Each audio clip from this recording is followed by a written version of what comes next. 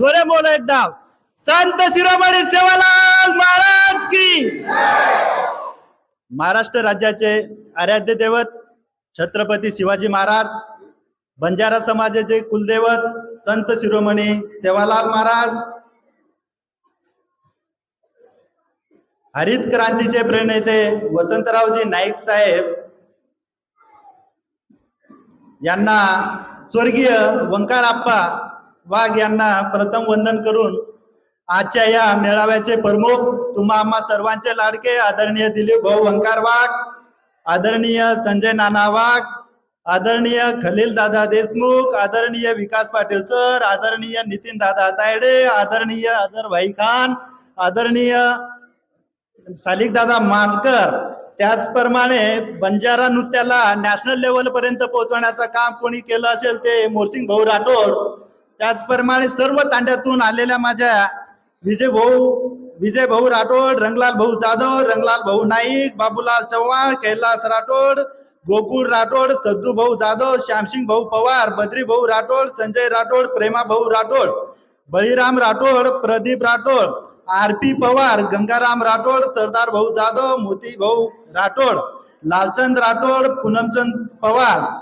काही मान्यवरांचे नाव यदाकदाचित माझ्याकडून घेतलं जात नसेल तर मी त्यांची माफी मागतो आणि आजच्या या मेळाव्याला आपण सर्व उपस्थित राहिला त्याबद्दल तुमचा सर्वांचं पहिले मनापासून आभार मानतो।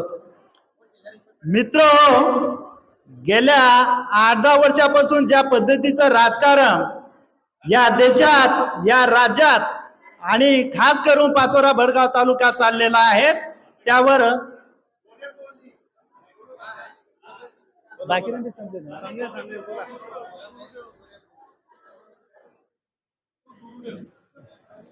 मित्र, 8-10 वर्षापासून ज्या पद्धतीचं राजकारण या देशात, या राज्यात चाललेलं आहे त्यावर आपण सर्वांना विचार करण्याची वेळ आलेली आहे। तालुक्याचे आमदार गेल्या 10 वर्षापासून तालुक्याचे प्रतिनिधित्व करतायत, पण एकदा सुद्धा विधानसभेमध्ये कधी बंजारा समाजाच्या अडीअडचणीविषयी मुद्दा मांडला नाही, कधी ऊसतोड कामगाराचा मुद्दा मांडला नाही, तर कधी तांडा वस्ती सुधारणेचा मुद्दा मांडला नाही। या उलट आमदार साहेबांनी मुद्दा मांडला असेल तर तो म्हणजे SIT चौकशीचा।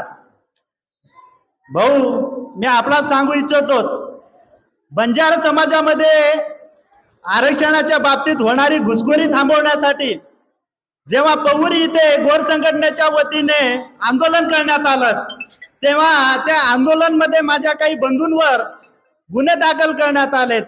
माझा प्रश्न आहे मंत्री महोदयांना की ज्या मताच्या बळावर, ज्या बंजारा समाजाच्या बळावर तुम्ही 6-6 वेळा तालुक्याचे आमदार होतात, राज्याचे मंत्री होतात, मग त्या समाजातील तरुण जेव्हा आपल्या हक्कासाठी रस्त्यावर उतरलात तेव्हा त्यांच्यावर गुन्हे दाखल करण्याची वेळ का आली?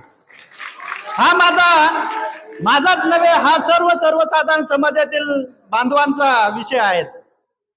मित्र, काल आपले श्रद्धास्थान असलेलं पौरागड इथं नंगारा भूमिपूजन आदरणीय पंतप्रधानाच्या हस्ते करण्यात आलं।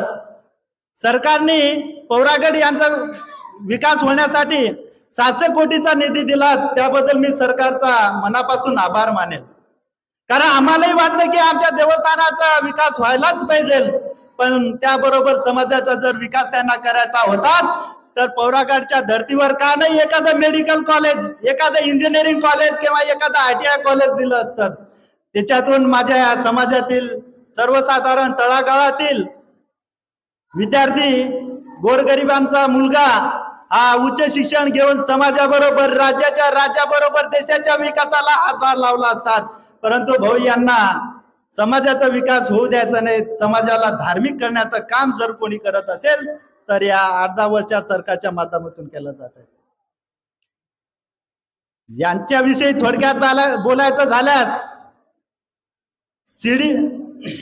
यांच्याविषयी थोडक्यात बोलायचं झाल्यास मंदिर बने